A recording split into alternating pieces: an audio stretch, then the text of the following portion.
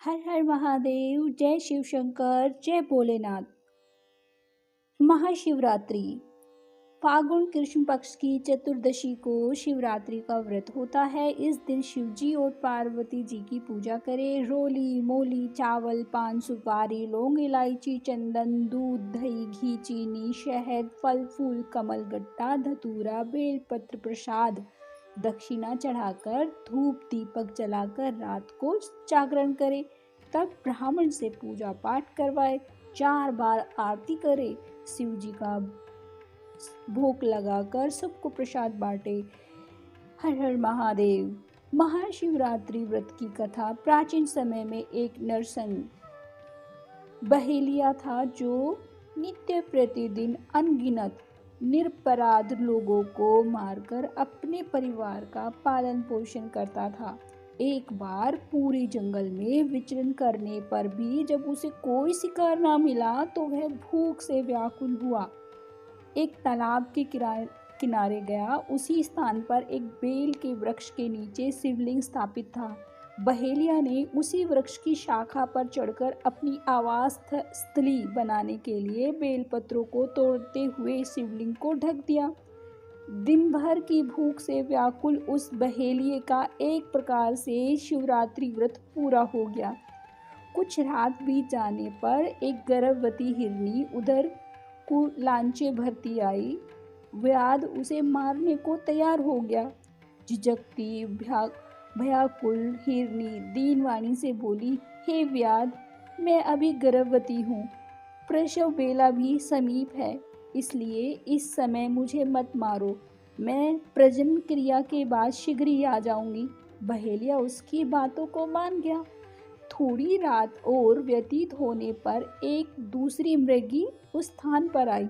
बहेलिया के निशाना साधते ही उस मृगी ने भी निवेदन किया, मैं अभी ऋतु क्रिया से निवृत्त सकामा हूँ, इसलिए मुझे पति समागम करने दीजिए, मारिए नहीं, मैं मिलने के पश्चात स्वयं तुम्हारे पास आ जाऊंगी। बहेलिये ने उसकी बात को भी स्वीकार कर लिया। रात्रि की तृतीय बेला में एक तीसरी हिरनी छोटे छोटे छेनों को लिए उसी जलाशय में पानी पीने आई। बहेलिये ने उसको भी देखकर धनुष बाण उठा लिया। तब वह हिरनी कातर स्वर में बोली, हे व्याध, मैं इस छेनों को हिरण के संरक्षण में कराऊं तो तब तुम मुझे मार डालना। बहेलिये ने दीन वचनों से प्रभावित होकर उसे भी छोड़ दिया।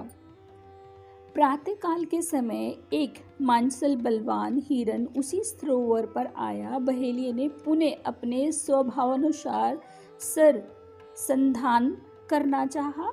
यह क्रिया करते ही हिरण व्याध से प्रार्थना करने लगा, हे व्याधराज, मुझसे पूर्व आने वाली 3 हिरनियों को तुमने मारा हो तो मुझे भी मारिए, अन्यथा अगर वे तुम्हारे द्वारा छोड़ दी गई हो तो मुझे मिलकर आने पर मारना, मैं भी उनका सहचर हूँ।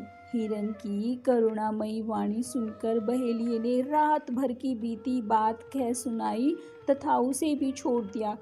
दिन भर उपवास, पूरी रात जागरण तथा शिव प्रतिमा पर बेलपत्र गिरने ये चढ़ाने के कारण बहेलिया में आंतरिक सुचिता आ गई। उसका मन निर्दयता से कोमलता में ऐसा बदल गया कि हिरन परिवार के लौटने पर भी न मारने का निश्चय कर लिया।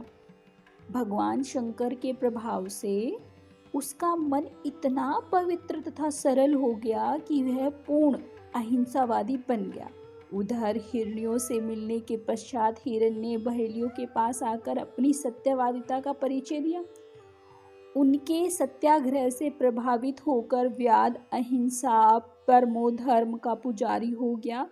उसकी आंखों में आंसू झलक आए तथा पूर्वकृत कर्मों पर पश्चाताप करने लगा। इस पर स्वर्गलोक से देवताओं ने व्याध की सराहना की तथा भगवान शंकर ने 2 पुष्पक विमान भेजकर बहेलिये तथा मृग परिवार को शिवलोक का भिखारी बनाया। हर हर महादेव, जय शिव शंकर, जय भोलेनाथ।